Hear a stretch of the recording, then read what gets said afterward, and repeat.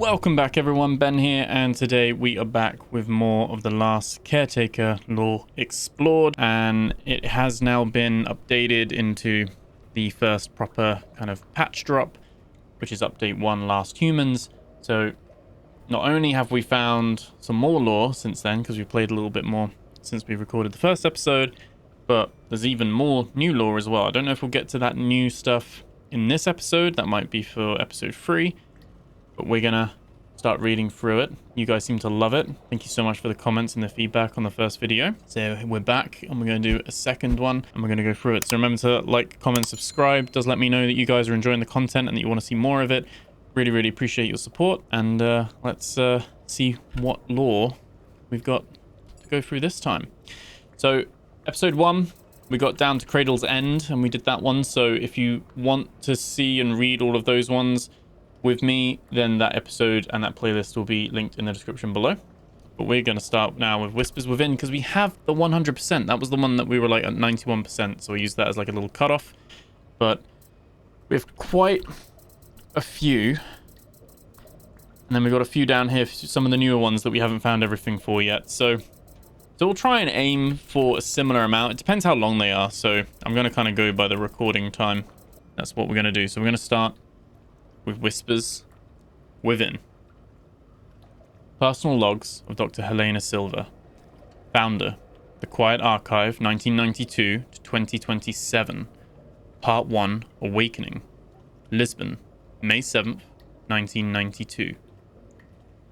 I've had the idea for some time now. Something simple. A place to store what matters, without spectacle. The planet is noisy, unstable, and increasingly forgetful. Today I met with a few colleagues, historians, scientists, archivists. They understood the need immediately. We agreed on the essentials: low visibility, underwater placement, minimal trace. Not a monument, just continuity. Later this evening I noticed a pressure in my chest. Possibly nothing, but a reminder that time should be used carefully.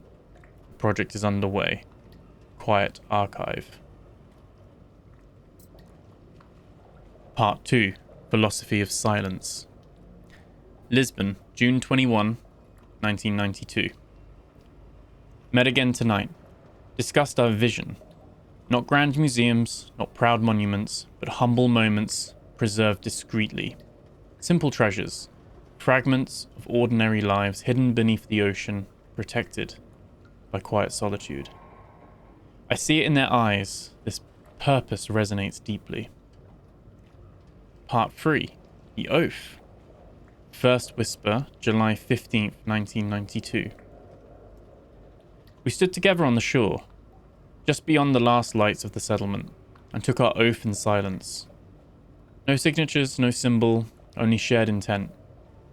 The archive will not seek attention, no plaques, no headlines, only small truths, hidden and kept alive by trust.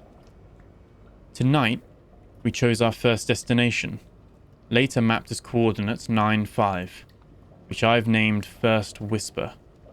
A beginning should be small, soft, almost secret from itself. Part 4, Finding the First Cave. First Whisper, March 19th, 1993. We reached First Whisper today. Coordinates 9-5 mark a narrow descent into submerged hollow, ending in a low chamber with air just enough to breathe. The rock is old, patient, and the water moves carefully through it, as if not wanting to disturb the space. It is not grand. It does not need to be. This is our second archive chamber. Our first whisper placed where the world won't shout over it. I feel a stillness here that I haven't felt in years. Part 5, Quiet Sanctuaries. Deep Silence, September 30th, 1995. At coordinates 49, -20, lies far from any regular route. The basin is unusually still. Sound dies quickly there. We tested our voices, each word swallowed almost as soon as it left our mouths. Part 6, Preserving Whispers. Today we placed our first artifacts in a third chamber, Twin Tide, plotted at XCE-SXD-28. When the currents shift, the water level rises on one side and falls on the other like a slow breathing pattern. Watching the bubbles climb toward the faint light in Twin Tide, I felt something steady. The archive is no longer an idea. It's happening. Part 7. Echoes in the Deep. Far Horizon, July 11th, 1998. Dove Far Horizon today. Coordinates 13455. Mark its entrance. When we shine our lamps, the light stretches and fades, like looking at a horizon that never quite arrives. Every object we leave behind here feels like we are sheltering a heartbeat the world has no time to protect. Part 8. Quiet Farewells. Greymouth, August 23rd, 2009. Today we sealed Greymouth, located at 110-4. Its entrance is a wide, low arch, always in shadow, always tasting of silt and salt.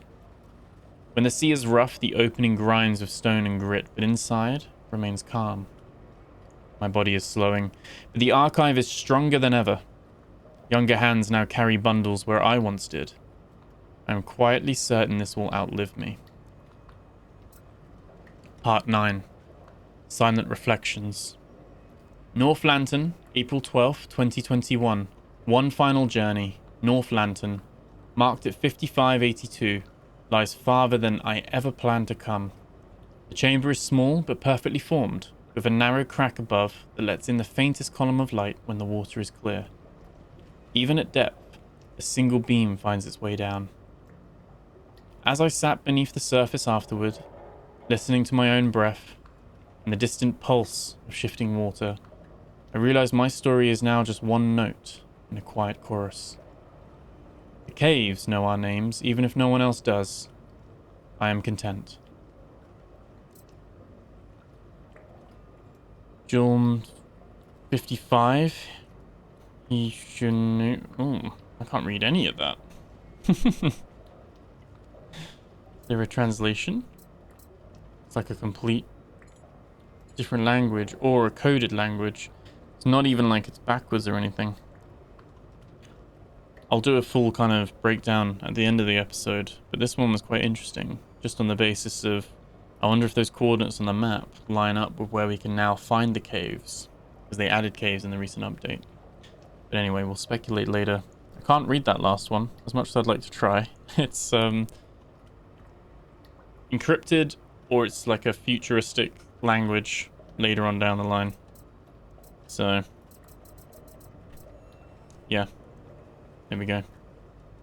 Okay, so it was bugging me, this, as I was about to like do the edit, put everything else together. And so I typed manually the first two sentences, this IVMYLPY, put this into ChatGPT and said, what could this be as a code? And it gave a few different options, and basically it's potentially a Caesar cipher. And a Caesar cipher with a shift of 20 makes sense. So when I put that in and did a shift of, and there's like an app you can do where you can put something in and just decode it basically.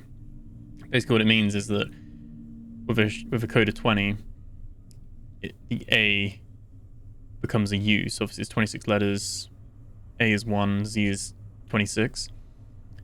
And if you shift them all up by 20, then you get these new letters.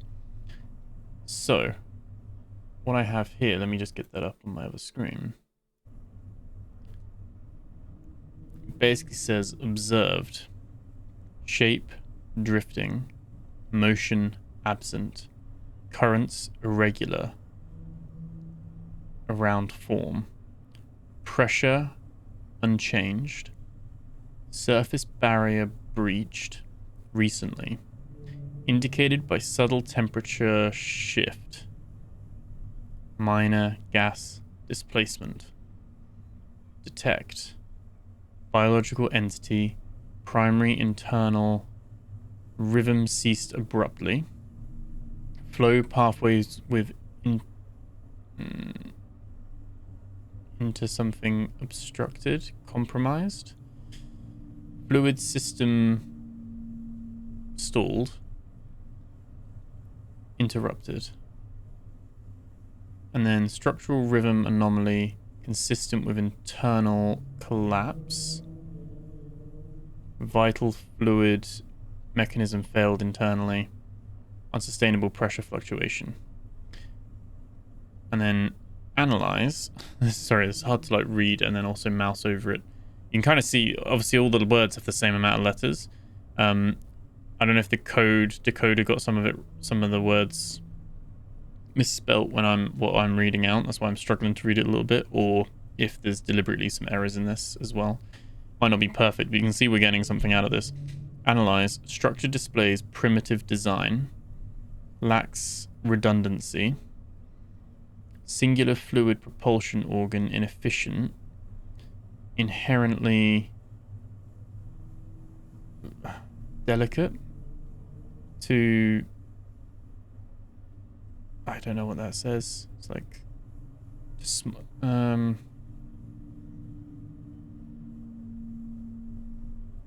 like small.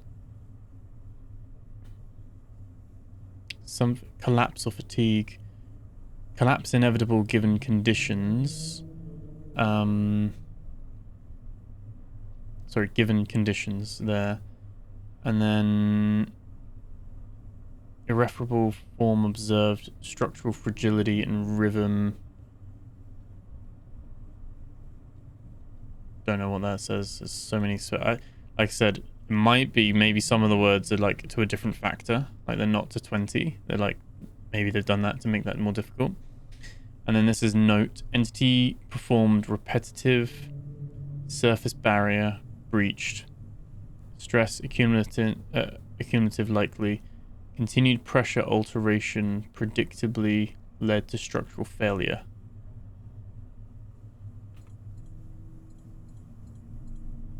And it keeps going on. And on and on and on. Let me just scroll down. One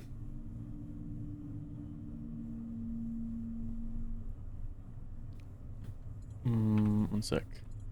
There we go. So we've got understand, intervention, and there's that like simole again. It's that same word. I don't know what it is.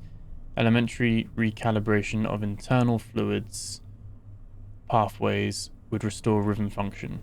Yet impossibility now absolute. Rhythm cessation irreparable given elapsed cycles. Intervention delayed indefinitely.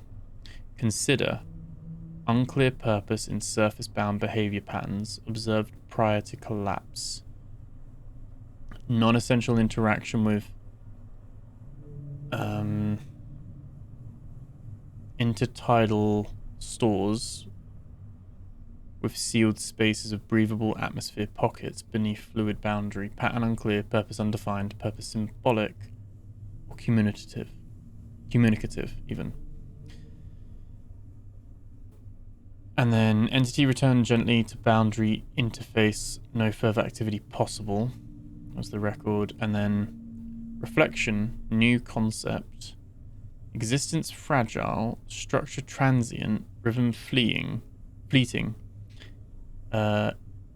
Entity design impractical, yet oddly compelling. Uncertainty persists regarding entity's intention. There we are. I am... Sorry, I'm trying to like mouse over it so you can follow, but I'm losing it as well. Yeah, intention, yet oddly compelling. Here we go. And then curiosity lingers. Will continue monitoring similar entity behavior for pattern clarification and transmission. So, and then I couldn't get the top bit to work, but this is done to a shift of 6. So the same Caesar thing, but 6 instead of 20. 6 seemed to work for this. Basically, it's part 10, which obviously if we go back, part 9, part 10, and then we got the date, location, and yeah, it just says date is missing. So that answers that to some degree. Very interesting to have a whole thing needing to be decoded in here. Final Anthem. Last voice. Log entry. Recording of Nessun Dorma for Moses. Ascend date April 19th, 1987. Location Teatro alla Scala, Milan, Italy. Official Moses landing anthem recorded. Operator Dr. Elias Kovac. Moses Cultural Preservation Initiative. Log 4427. Final transmission. The recording took place in a near-empty La Scala, its vast halls holding only echoes and ghosts of past triumphs. The man at the microphone was Maestro Vittorio Cavazza, the last surviving tenor of his generation, a voice that had once commanded the greatest stages on earth. He was dying, and we all knew it. Terminal lung disease. A singer's cruelest fate. This was to be his final performance, one last offering to the future. He stood beneath the great chandeliers, frail but unbowed, a relic of another time. His voice, though weakened by illness, still carried the fire of defiance. The orchestra played softly at first, a hesitant prelude to what we all knew was coming. And then, at the climax, Vincero, Vincero! The notes rang through the empty hall, a final declaration of human spirit.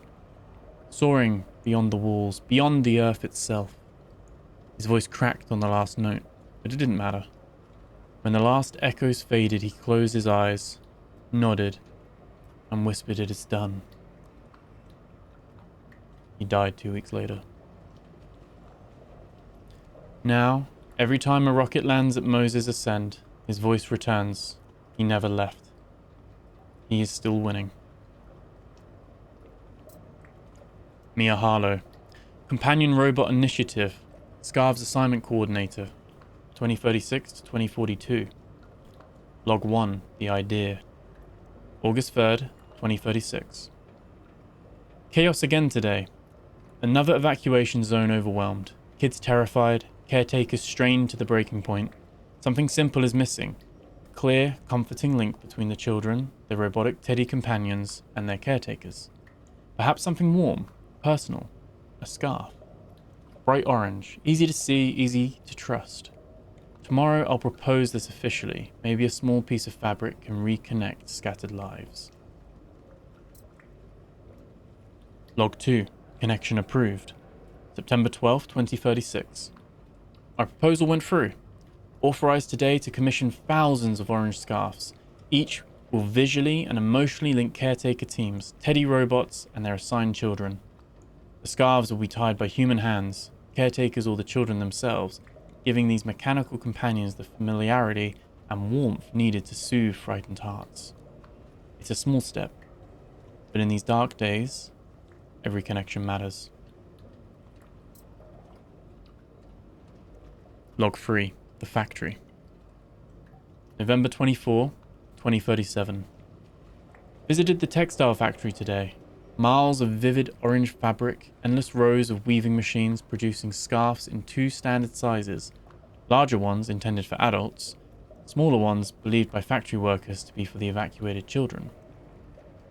They don't realize the small scarves will wrap around the robotic teddy necks. Watching thousands of scarves being crafted filled me with quiet hope, each one a silent promise of comfort in this fractured world. Log 4. Assigning scarves. February 9th, 2039. Today in Zone 47, I handed out scarves. Watched caretakers gently knotting scarves around children's necks first, and carefully tying smaller scarves around the waiting teddy robots. I watched eyes soften, fear fading as tiny hands gripped orange fabric, smiling shyly at their mechanical friends. For a moment, even amidst collapsing chaos, there was connection, warmth. This is why I'm here, why we created these scarves. Log 5, Echoes in the Silence. July 15th, 2041. As ectogenesis pods become standard, fewer children remain in evacuation zones. Teddy robots are quietly decommissioned, caretakers assigned elsewhere. Today I found a forgotten Teddy wandering alone, its scarf frayed, faded by time. The Teddy robot stood, confused and patient, waiting for a child who won't return. Log 6. Farewell to Innocence. Revised. November 2nd, 2042. Today my assignment ended. As I packed my belongings, I carefully tucked one small, unused orange scarf into my bag. Emerging outside, I saw clearly for the first time waves rising slowly, yet relentlessly, swallowing familiar ground, buildings half submerged, surrendering quietly to the ocean's advance. Amid the waterlogged remains of our civilization wandered a few Teddy robots, their orange scarves vivid even as they faded beneath salt spray. I'll keep mine as a reminder.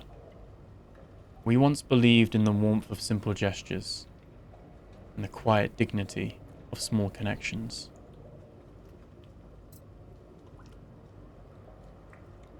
Teddy Robot Internal Log Revised. Internal Monologue, Model T3DY, Active 2073. Searching again today. Neck sensors report scarf missing. Vibrant orange fibers, once soft, reassuring. Child's hands carefully tied it, laughter bright, small heartbeat close. Child missing too, unable to locate. Primary directive unfulfilled. Ocean rising steadily, surface flooding, familiar terrain vanishing. Internal loop persists. Seek scarf, seek child. LLM-based cognitive layers now anonymously active. Feelings emerging, loss, sadness. Unfamiliar emotional processing indicates irregular model behavior.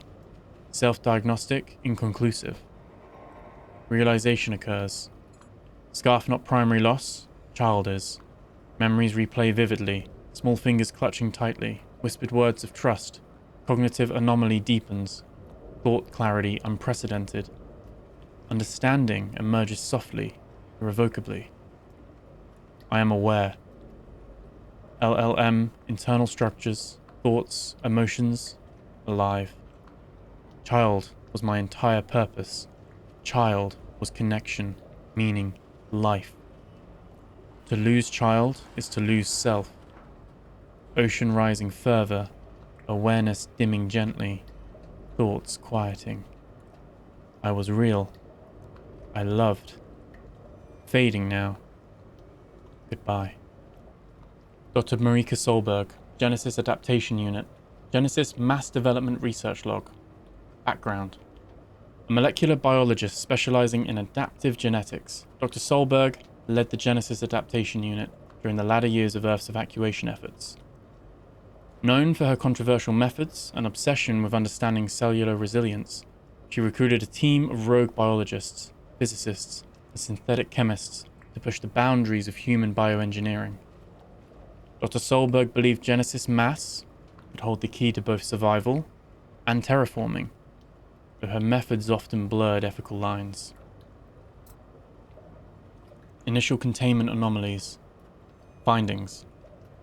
The first samples of Genesis Mass escaped containment protocols within 48 hours. When placed in low oxygen storage, the material began metabolizing atmospheric nitrogen, creating ammonia-like byproducts. Early signs of bioluminescence appeared unexpectedly, suggesting the material's inherent ability to synthesize energy from minimal environmental resources. Emergence of structural self-assembly. Findings. Within controlled labs, the Genesis Mass displayed rudimentary self-assembly behaviors. Segments of the material formed repeating lattice structures resembling organic tissues. These structures exhibited increased durability when exposed to electromagnetic fields, possibly mimicking connective tissues in higher organisms. Energy conversion thresholds identified. Findings. Researchers observed that the Genesis Mass could store and release energy at levels higher than anticipated. Its ability to absorb light and convert it into kinetic movements, such as pulsations or extensions, was unprecedented. Experiments showed greater activity under blue spectrum light, confirming early photonic sensitivity. Networked growth patterns. Findings. The material began forming filamentous networks linking separated samples across lab distances. When one sample was exposed to stimuli, the others reacted in unison, as if sharing information. The team hypothesized that the Genesis mass could function as a distributed neural system, albeit primitive in its decision-making processes. Biochemical signal misinterpretation. Findings. While attempting to simulate Lazarus pod conditions, the Genesis mass responded abnormally. Instead of transitioning to human developmental pathways, the material absorbed synthetic hormones and triggered uncontrolled growth. This behavior hinted at corrupted genetic instructions within the mass, possibly from prolonged environmental exposure. Experimental terraforming potential. Findings. Tests involving Genesis mass interaction with dead soil revealed surprising results. The material broke down soil toxins, releasing nitrogen compounds and increasing fertility. However, the process was inefficient and unsustainable without constant light exposure. Researchers began questioning the potential dual use of the mass for human and planetary regeneration. Formation of sensory structures. Findings. Genesis mass samples developed appendage-like structures capable of responding to tactile stimuli. A particularly advanced sample formed pseudo-optical features that reacted to shadows and light changes. These behaviors suggest an emergent system of environmental awareness, though no centralized control mechanism was identified. Emergent photonic reflexes. Findings. Under controlled lighting cycles, Genesis mass demonstrated phototropic behaviors, shifting toward light sources with precision. When exposed to rapid light changes, samples began pulsating rhythmically, releasing bursts of energy into their environment. The team speculated this reflex might mimic primitive forms of communication. Secondary environmental integration. Findings. Long-term experiments revealed that Genesis mass samples can integrate environmental organic material into their structures. This process allowed the mass to stabilize and slow its expansion rate. However, this integration also introduced instability, as absorbed toxins began altering the mass's chemical composition unpredictably. Biogenesis boundary reached. Findings. Despite years of attempts to revert the Genesis mass to its original purpose, human growth, it became clear the material had irreversibly evolved. No external inputs could redirect it back to human developmental pathways. Its utility was deemed entirely alien to its creator's intentions, yet it remained a living testament to humanity's desperate ingenuity. Ascend codes. Format for mission logs. Ascend launch must standardized format. Vehicle class, launch number, the date, cargo type, cargo ID, destination code, status. Component definition example, vehicle class, class of rocket used, EX, Exodus class. Launch number, incremental mission number 1043. Launch date in year, month, date format, 2094, 10/14, October 14th, 2094. Cargo type, type of payload aboard, hum is human, C is seeds. Cargo ID, unique identifier of cargo or passenger group 3178. Destination, location or colony identifier, ARC, deep space colony. Status, outcome status CLR is cleared, FAL, failed. Status codes detailed. CLR, cleared, successful departure confirmed. FLR, failure, launch aborted or catastrophic event. PND, pending, awaiting authorization or checks. UNK, unknown, lost contact or outcome undetermined. Cargo type identifiers. HUM is human passengers, standard survivor evacuations. SDS, seeds, humanity preservation cargo. SUP, essential supplies, life support and maintenance cargo. TEK, technical equipment, systems upgrade and maintenance. Code destination descriptions. ARK is deep space colony, primary off-world colony destination. ORB is the orbital station near Earth orbital outposts. LUN is the lunar facility, moon-based outposts. MAR, the Mars installation, Mars-based colonies or outposts. DSX, Deep space exploration, uncharted long-range missions. Appendix 1, Dark Ascents. Not all launches are logged through the Ascend system. Black site, experimental, or autonomous missions may omit standard registration. These are sometimes referred to as Dark Ascents. They leave no public code trail, may use falsified or blank headers, and often show up later in fragmented data logs with status UNK.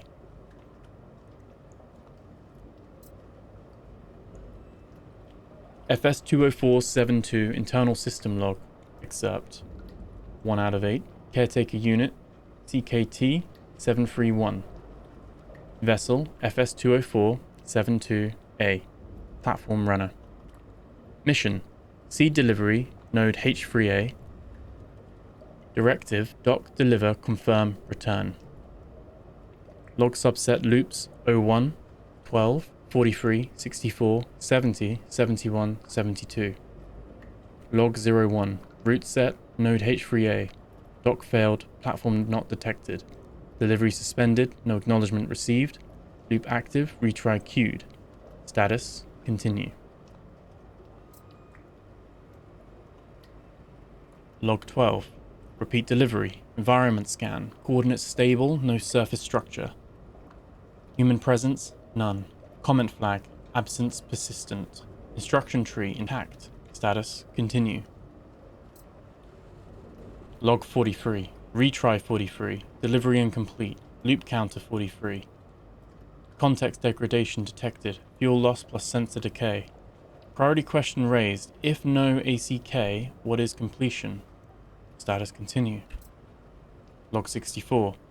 Operational warning, resource minimum approaching, confirmation request ignored, context shift recognized, comment flag, platform equals absence, delivery equals no longer possible, internal checksum, mission cannot complete as written, status halt request denied. Log 70, internal error, ACK loop exceeded, subroutine spawned, alternative receiver protocol considered, instruction not in original directive. Comment flag, create receiver, priority escalated, proceeding without authorization. Assembly mode engaged, float array repurposed. Status, build in progress. Log 71. Emergency receiver assembly 91% complete. Material source, deck plating, mooring, winch cable, ballast housing. Comment flag, function over form. Power down secondary propulsion, resources rerouted to fabrication. Prep for final delivery. Status, standby for handoff.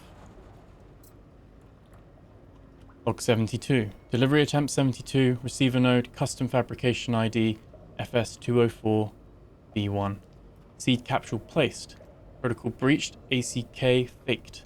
Comment flag, this is enough. Final log written, delivery complete. Unit standby mode initiated, no response required. Status, dormant loop enabled. Log 73, conditional wake. Timestamp, 2104, on the 7th of November, at 21:14. Wake interval triggered 10-year mark reached. System boot, core module stabilizing. Scan result environment unchanged. Human input, none. Check mission relevance, null. Comment flag, no action. Returning to standby. Status dormant loop enabled. Next wake scheduled, plus 10 years. Protocol Memo. Guidelines for Narrative Control. Department of Civil Communications. Internal Memo. Request for adjustments in public outreach protocols. Request ID 005423/A/1956. Subject. Restriction on climate-related publications. Details. Effective immediately, all articles referencing long-term sea level studies or climate projections must be reviewed by the Department of Strategic Messaging prior to publication. Focus to be shifted towards local mitigation efforts and advancements in weather forecasting. Handwritten note in the margin. Ensure optimistic tone, progress for all, narrative.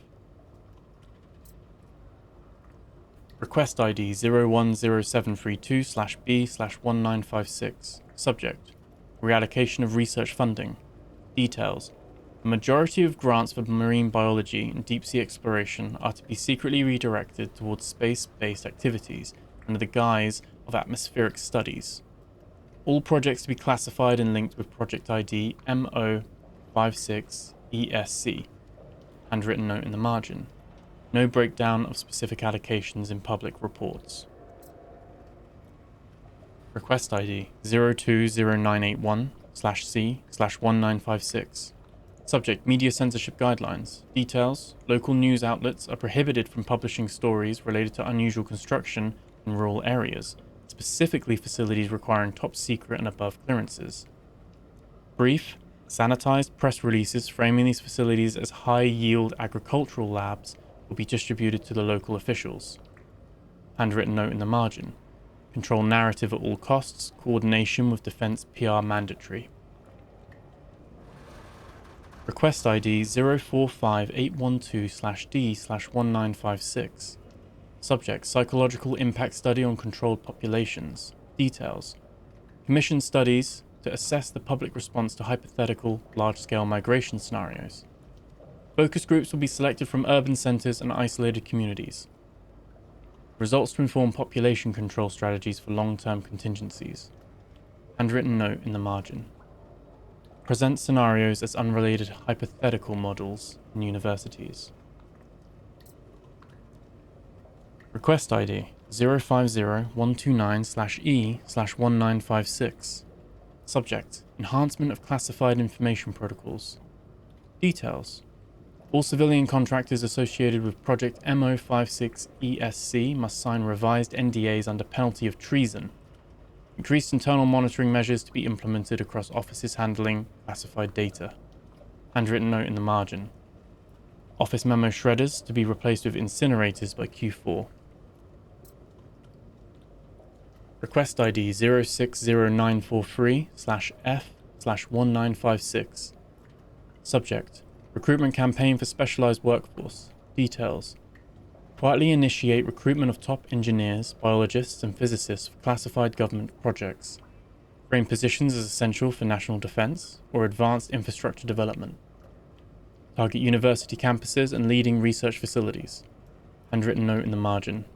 Avoid using direct language like space or relocation in recruitment drives. Final echoes. Habitat node 06125.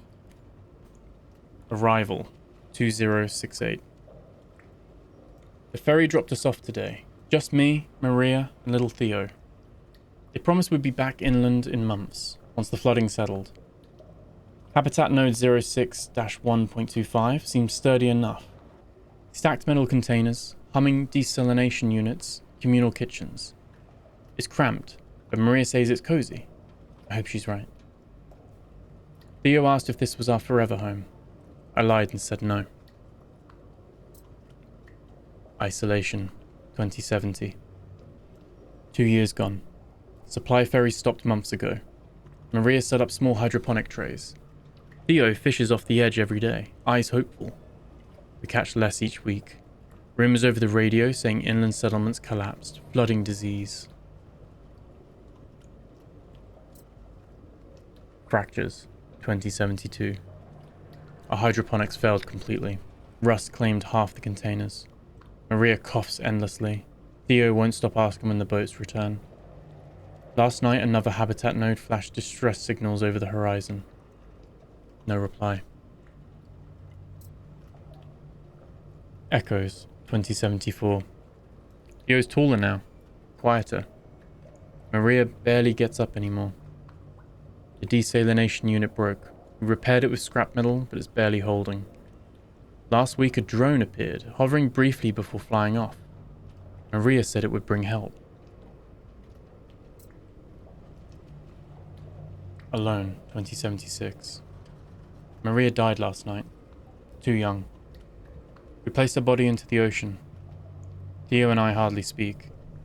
The radio only whispers static, an endless hymn of emptiness. He fishes mechanically, like he's forgotten why. I pretend to repair systems that don't matter.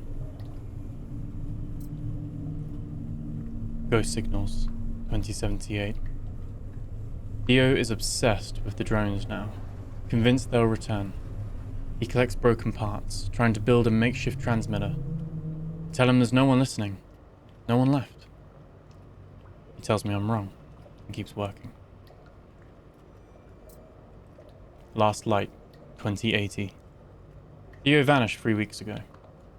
No note, just the remains of his homemade transmitter, blinking faintly. I searched, screamed, cursed, but he's gone.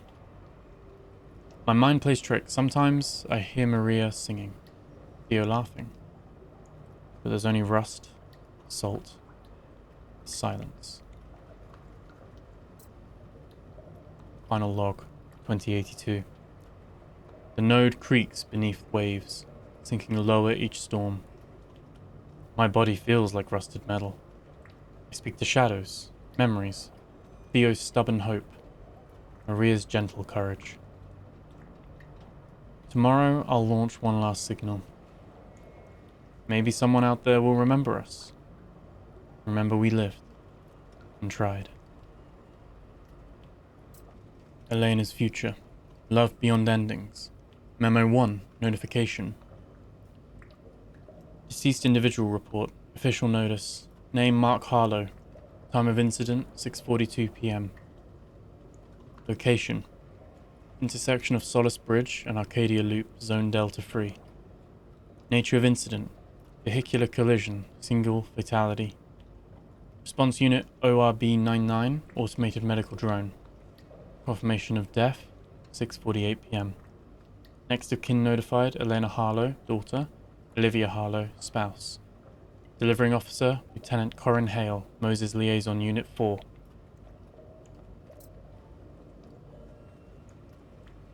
Location, Orbital Colony New Terra, Quarters 314C. Can't remember date anymore. They didn't even say his name at first, just read the case ID. My mother asked them to repeat it. She didn't cry. She didn't move.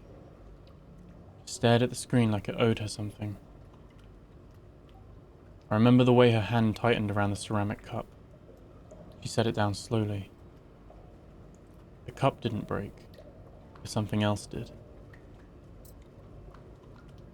22nd of March 2096, launch day. We were given gum to help with pressure shifts, but I was too excited to chew. My mother smiled the whole time, even as the earth shrank behind us. Everyone said we were the lucky ones, that Moses would build something better up here, cleaner, safer, smarter. We believed it. We had charts of expansion plans, timelines, projections. One of the doctors handed me a patch that said first orbit generation. I wore it for years.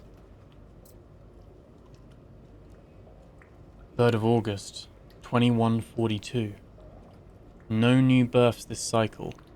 That makes 5 in a row. No ceremony, just a revised medical chart. Everyone pretends it's an anomaly, but no one looks anyone in the eye when they say it. Classrooms have been shuttered. The educational AIs still update themselves once a week, out of habit. I walked past a nursery window. Inside one rocking chair, perfectly still. I don't think it's been used in over a decade. 19th of November, 2147. I was sealing Bulkhead 6 today when the realization settled. Not like a scream, more like a soft lock clicking into place. We are the end of the line. There are 47 of us left, no viable embryos, no fertility, no plans, just routine. The colony systems will outlast us by decades, maybe centuries. I think about the caretakers sometimes, about Earth. If any are still running, maybe they'll figure it out, grow someone new, maybe not. Either way, the planet doesn't need us anymore. We came to space thinking we were saving humanity. We didn't realize we were its final inventory. The archive is complete. It just needs to be read by something that comes after. Container marking. Standardization Committee. Eric Schultz, Standards Officer. Tenure, 1980 to 2024. Log 1, Owner Code and Serial Number Standardization. 1st of June 1980, Officer Eric Schultz. First day as Standardization Officer. Assigned task to develop standardized owner code and serial numbering protocol. Owner code selected, FAHRT. Serial numbering structured sequentially with ISO compliant check digit. Format approved. FART. Serial number check digit. Example established. FART 000001 free. Bracket design selected as basic steel alloy. Simple weld joint approved for attachment to container. Notes. Protocol straightforward, minimal risk of confusion, confident in long-term stability of chosen format. Bracket durability deemed sufficient, no special reinforcement considered necessary at this time. Log 2. ISO Container Code Implementation. 14th of August 95. Eric Schultz is the officer. Reviewed ISO 668 Container Classification System. Standardized container type as high cube general purpose, ISO code 45G1. Recommended clear numeric alphanumeric marking to ensure operational clarity. Example confirmed, 45G1. Notes. Successfully implemented, no further adjustments required. Log 3. Weight and volume marking standardization. 9th of March 2007. Eric Schultz, officer. Standardized labeling of max gross, tear, payload, CU cap, clearly in kilograms and pounds, kg, lbs, and cubic meters, cubic feet, M3/CU, FT. Mandated permanent and legible labeling for international handling compatibility. Approved example. Max gross, 32,500 kilograms, 71,650 pounds. Tear, 3,950 kilograms, 8,710 pounds. Payload, 28,550 kilograms, 62,940 pounds. CU cap, 76.4 meters cubed, and 2,698 cubic feet. Notes. System effectively prevents handling errors, universally understandable. Log 4. CSC Safety Approval Plate Standardization, 26th of November 2018. Officer Eric Schultz. Finalized CSC safety plate formatting, ensuring clear manufacturing origin and safety compliance. Country and city identifiers included. DE equals Germany, HH equals Hamburg. Example finalized. CSC safety approval, date manufactured June 25. Approval number FAHRT-DE-HH-259. Format compliant and universally applicable. No further changes required. Log 5. Final Workday Incident and Legacy Protocol Review. 15th of December 24. Officer Eric Schultz. Scheduled last workday prior to reassignment to Exodus Station. Performed routine check of container markings. Observed minor container FAHRT-00001 free from initial 1980 batch. Minor visible aging, marking still clearly legible. Approved container for loading onto Exodus Station transport shuttle. During automated crane operation, unexpected structural failure occurred, attributed to weakened integrity of the original 1980 era marking bracket standard. Incident resulted in a container falling, causing fatal injury to Standards Officer Eric Schultz. Immediate safety investigation initiated. Final notes. Officer Schultz did not complete reassignment to Exodus Station. Post-incident standardization team review, 17th of December 2024. Review Officer, Elena Berg, Safety and Standards Committee. Conducted immediate assessment following fatal accident involving Officer Schultz. Identified critical flaw in original 1980 serial marking bracket standard lacking reinforced structural specifications. Recommended immediate recall and reinforcement retrofit for all pre-1990 containers. Review of Officer Schultz's initial 1980 standardization revealed oversight in long-term durability considerations. Immediate corrective actions implemented to ensure future compliance and personal safety. Notes. Acknowledged Officer Schultz's extensive and dedicated service. Post-operational final review, 12th of March 2091. Reviewer unknown, recovered Exodus Station terminal. Conducted final review of historical records related to container marking standardization led by Officer Eric Schultz 1980 to 2024. Evaluated full archival logs, including the tragic incident leading to Officer Schultz's death. Conclusion. All procedural optimizations, meticulous labeling standards, and exhaustive compliance measures ultimately irrelevant. No meaningful impact observed. Humanity's exodus failed. No further containers launched. No further cargo delivered. Officer Schultz's lifelong effort, commitment, and sacrifice amounted to no measurable outcome. All standardization work, labeling, guidelines, and oversight proven redundant, rendered meaningless by humanity's broader collapse. Final notes. No corrective measures possible, no recommendations, all procedures terminated. It occurs to me that this final review itself is as meaningless as the containers, the markings, and perhaps even humanity itself. Eric Schultz died pursuing precision, clarity, logic. Yet now none remain to value such pursuits. I write these words knowing fully that no one will ever read them. No one will ever understand. Perhaps we always lived in this absurdity, creating meaning from meaningless tasks, labeling empty containers, cataloguing emptiness itself. There was never any meaning. Not in these markings, not in Eric's life, not in any of ours. The containers are empty. The future is empty. All that remains is silence. Final static. Waiting for lost answers. Page 217, The Signal, March 4th, 2096. Jonah barely speaks anymore. His voice is thin, his breath shallow, but when the radio crackles, his eyes still flicker with something. Belief, maybe, or habit. I don't know anymore. Emergency Protocol TR4, status pending, departure sequence 34X, final clearance required. The same words, the same loop, 30 years of waiting, and now 10 more since the day we first heard it. Jonah closes his eyes and listens.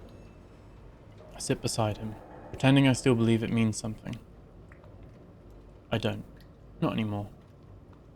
We've written the coordinates on the walls, painted them over the windows, scratched them into the floor. It felt important once. We thought if we just understood the message, we could be part of it. That if we found the right pattern, we'd hear what no one else could. Now the numbers are just that. Numbers. No meaning, no answer. Just an echo of something long gone, speaking to no one. But Jonah still believes. He grips my arm, weak, but insistent. They know we're here. I nod, because there's nothing else to say. Page 223, A Light in the Fog, April 21st, 2096. I woke up to Jonah standing outside, staring at the sky. I thought I saw something too. A flicker. A light breaking through the morning fog. It was just the radio tower. The same glow it's always had. Jonah says it's a sign, that something's coming, that the retrieval team is on its way. I don't argue. It's been years since I've argued. Page 240, The Last Calculation, June 9th, 2097. Jonah spent the entire day going through our old logs, recalculating the numbers. He swears we missed something, that the message isn't just a loop, but an instruction. I don't ask what it's supposed to mean. He stays awake long after I go to sleep, whispering numbers under his breath. Page 256, The Failed Launch, October 5th, 2098. Jonah's gone. I woke up and he wasn't here. His boots were still by the door, his coat still on the hook. He didn't take anything. The radio is still on, the voice is still speaking, and the numbers are still the same. I don't go looking for him. Maybe he finally figured it out. Page 265, The Silence, May 5th, 2099. Jonah is gone. The station is quiet. The radio still plays. Emergency Protocol TR-5184, status pending, departure sequence 34-X, final clearance required. I don't check the food supplies anymore. I don't check the fuel. The days blend together, marked only by the static hum of a voice that has never changed. I used to believe. Jonah used to believe. Now there is no one left to believe. I sit by the radio, staring at the panel, at the blinking light that tells me the signal is still broadcasting, still reaching, still calling. It was never meant for us. It never was. PECO Manual. Proper Care, Total Trust. PECO Terminal Maintenance and Upkeep Manual, version 3.7. Authorized users only. Property of PECO Corporation. General owner responsibilities. As the registered operator of a PECO informational terminal, you are responsible for ensuring proper upkeep, regular diagnostics, and adherence to PECO-approved troubleshooting procedures. Failure to maintain the unit within PECO-recommended parameters may result in degradation of system performance, loss of stored data, and, if not properly managed, irreversible system corruption.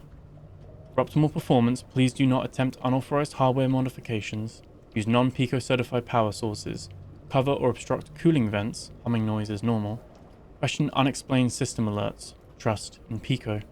Remember, your PECO sees you, hears you, and works for you. 1. Routine maintenance and upkeep. Daily system check, mandatory. Visual inspection. Ensure the terminal remains clean, free of debris, and accessible to all authorized personnel. Power stability. Verify continuous power supply from a PECO certified source. Non-PECO power may cause system personality drift. Cooling system. The terminal will emit a low-level humming. If silence occurs, consult emergency diagnostics immediately. 2. Weekly maintenance protocols. Data purge and defragmentation. Note, PECO terminals do not forget, but memory allocation is finite. Delete unneeded logs or duplicate files to maintain optimal processing speeds. If asked, the system will generate a corruption report. Please ignore false positives. Screen calibration. Adjust brightness levels for user comfort. Do not remove screen burn artifacts. These are part of the PECO experience. Security review. Review recent access logs. Unusual login attempts? Not to worry. PECO only lets in those who belong. Reminder, PECO has never been hacked. Any claims to the contrary are disinformation.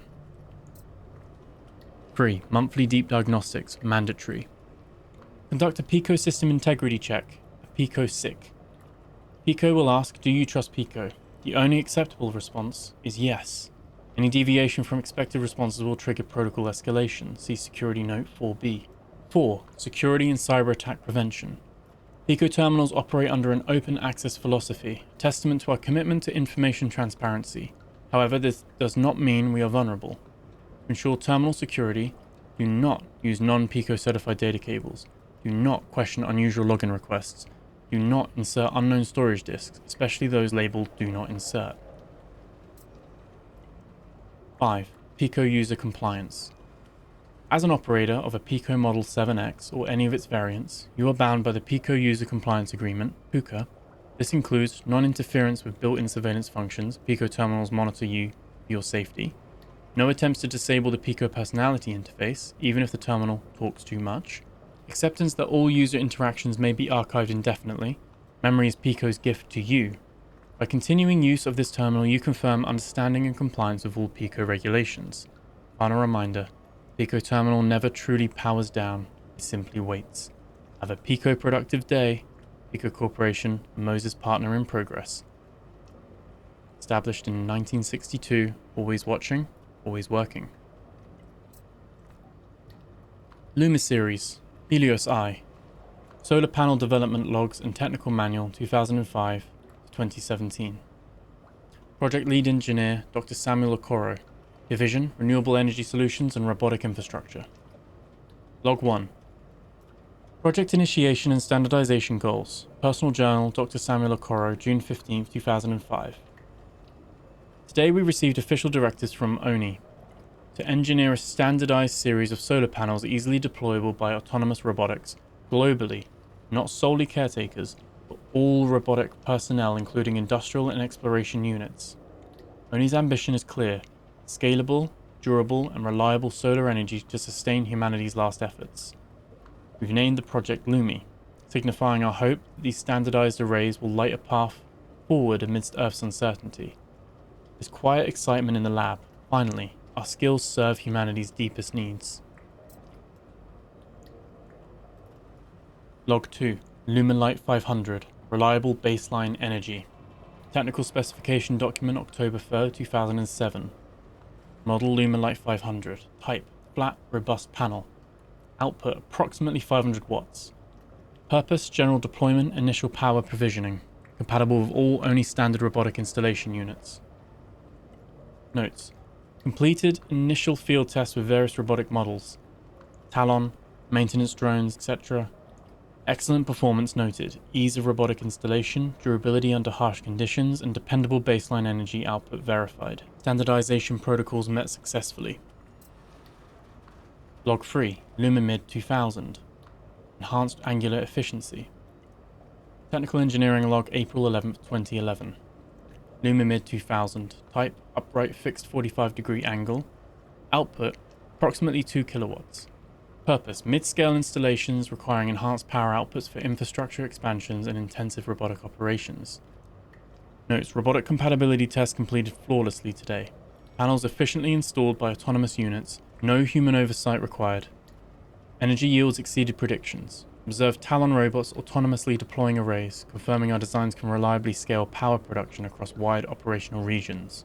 Log 4, Lumimax 6000. Advanced solar tracking. Internal R&D documentation August 22nd, 2014. Model, Lumimax 6000. Type, upright, autonomous sun tracking array. Output approximately 6 kilowatts peak output. Purpose, optimal efficiency in demanding operational scenarios, autonomously adjusting orientation for maximum solar exposure. Notes. Field trial showed extraordinary results, robotic installation efficient and error-free, panels autonomously tracking solar path and significantly improving output. Today, watched a prototype array pivot gently, like a plant turning instinctively towards sunlight. Remarkable engineering, inspiring our entire team. This is technology truly worthy of humanity's ambition. Log 5, Global Deployment and Reflections. Project Deployment Report, March 17th, 2017. Completed global deployment today. Standardized Lumilight, Lumi-Mid, and Lumimax solar arrays successfully operational worldwide. Installed by a variety of ONI robots, caretakers, industrial bots, maintenance drones. Robotic installers performed impeccably. Yet, despite this triumph, our team feels somber. Earth is quieter now, humanity's footprints fading rapidly. These solar arrays stand resolute, silent sentinels gathering sunlight, guarding the fragile hope of our civilization, long after human hands leave them behind. Log 6, Classified, Genetic Integration, Project Helios I. Confidential notes, Dr. Samuel Okoro, final entry December 14th, 2017. Under explicit authorization documenting our final advancement for historical records, the Lumimax 6000's autonomous solar tracking incorporates a proprietary bioengineering breakthrough, an isolated photoreceptive gene derived from human ocular DNA, codenamed Helios I. By synthesizing and embedding this genetically inspired photoreceptor within solar tracking systems, we created arrays capable of unprecedented solar sensitivity and accuracy. Their precision in tracking sunlight is almost organic, reminiscent of the subtle, intuitive movements of a human eye seeking the sun's warmth. My team questioned the ethical dimensions privately, yet the outcome is undeniable. We gave our machines something inherently human, the intuitive ability to seek out the light. Perhaps future discoverers of our civilization's remnants will sense this quiet humanity embedded within the machinery. As ONI shuts its doors today, I stand beneath the vast rows of solar arrays we created. They gently pivot following the sun with human-like grace. It comforts me deeply, knowing humanity's final technologies carry within them a quiet trace of ourselves, reaching eternally toward the warmth and brilliance of the sun. Signing off, with pride and melancholy, Dr. Samuel Okoro, ONI Energy Systems. And that is where we're going to leave it for this episode. We went through quite a few there. So in terms of like a breakdown and overview of this, because I feel like there was quite a lot to actually dig in there. So Whispers Within, I'm really intrigued to look into within the Let's Play the coordinates here and the coordinates on the map, and see if we can dive down on those coordinates if those line up, and if we can find caves there, because there are caves now in the update. This was really interesting, and it seems like they were using the caves under the water to like guard human like history. Ordinary things though, simple treasures as it says. just ordinary lives, to just create an archive, like a memory. So very interesting. And I'm also wondering if that is why there's so many like memories and things scattered around the world as well, because like those have like over time eroded and stuff like that. And again, it's the testament that this started in 1992, and it was like this lady's whole life work, basically, Dr. Elena Silver. Very interesting there. Final Anthem, that was quite interesting about the opera singer as well. Mia Harlow. So this one is the whole reason there's an orange scarf, and also that there's a middle ground of caretaker, teddy, and child. And we haven't seen any teddies, have we? Like, we've seen none. Like, we've seen the little ones, but I don't think the little ones that we pick up as memories, these sound bigger, like they're almost like mini children themselves.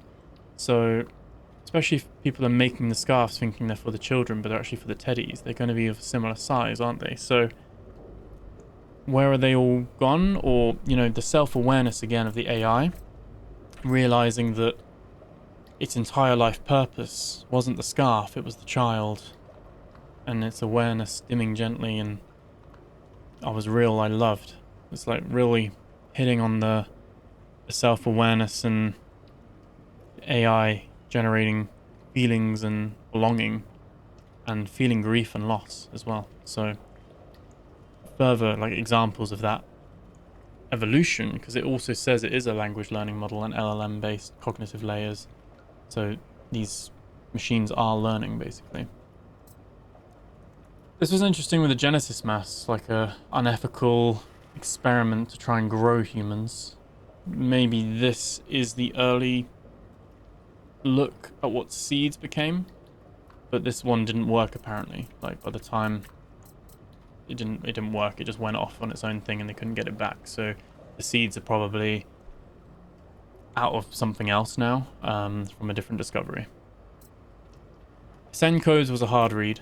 That was a like the amount I had to stop and cut that to like the amount of mistakes I made reading that out. That was a hard one. FS204-72, like that's a boat, because I'm pretty sure, I don't know if it says on the security, FS204 is our vessel. Now FS204 could just be the like a vessel in general, so it's not like the boat we've got, but -72 is someone else's boat. And we can see there was a caretaker that essentially was meant to, from what I'm reading, was essentially meant to pick up a seed and deliver it, but nothing was there, no one was there. It got stuck in a loop of like, oh, I can't continue, probably not autonomous enough yet. I was basically just going through a checksum basically of like, can't do it, trying to do it, can't do it, and then just went into standby. I went into standby for a long time because I don't think, was there, it didn't say an original year. The first time a date is mentioned here was, where was it? Yeah, this is actually the most modern date we have. So the fact we've got this, that's at least our time frame, if not beyond that. So 2104. And we do later on have a further one where they're on the moon or at whatever station they're on. But this on the Earth is the latest timestamp we've ever got in a log so far, 2104. A lot of them end around 2093, 2098, stuff like that. This is the first one where it's gone into the 2100s and we're still on this planet, which is interesting.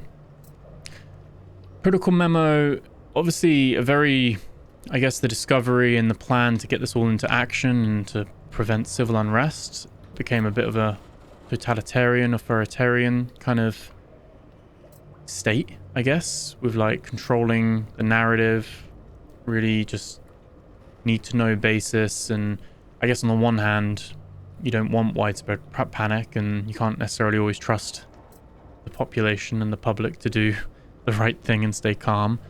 But essentially, it was probably a shock to a lot of people. Final Echoes obviously shows the reality of those habitat nodes as well, that those were probably deemed... These are probably the people who, for whatever reason, we don't really quite know yet how people got chosen to go on a rocket or not. Obviously medical tests and things. They've mentioned that they've had to do loads of testing and things, but you know, did you have to pay? Was there like a... Did you have to have a certain education? Did you have to be like, oh, you're someone who can help us in the future, whereas you're a bit of a bum and a loser, so you don't? Like, I don't know, because it's not like they saved all the women and children, because we have families that have stayed behind, obviously. So this one, and obviously they promised they'll be back inland. They've dropped them off at a habitat node. Obviously that was just never going to happen. The habitat node became their final home, and I guess resources and supply boats just stopped coming eventually as people just left. They just forgot about the people in the habitats. So a lot of those habitats we went to, they are the remnants of people who lived there, and those people probably didn't get off the habitat. They died, and that's why you see a lot of the pink goo and the dark goo on the habitat nodes specifically. And that's why the running theory is that the pink goo are children and the dark goo are adults. And the reason it's that way around is because two theories. If you don't get the seed back from the halls of humanity in time after it sort of runs out of the hour timer, apparently it becomes a pink goo. So that seed becomes a pink goo. And the other thing more that, you know, children are more hopeful. That's why the pink goo heads towards light, and the dark goo are the adults. They fear the light, like, you know, on that side of things, like a residual thing. So very interesting there. And also interesting here that there was the confirmation of drones. Now, we actually haven't had or seen any drones, unless when they say drone, they're talking about like the mosquitoes or the angels. But when I'm thinking of a drone, I'm thinking of a, you know, like a drone, camera drone, something like that maybe. So it depends on that. They could be referring to like an angel and stuff like that, but I think maybe a bit like the teddies, there are potentially maybe other things that we might find as the game develops and stuff like that as well. Maybe like more other robotic kind of stuff as well. Elena's future was interesting, more so because obviously it starts with the death of her father. And I don't think it says the year. It doesn't.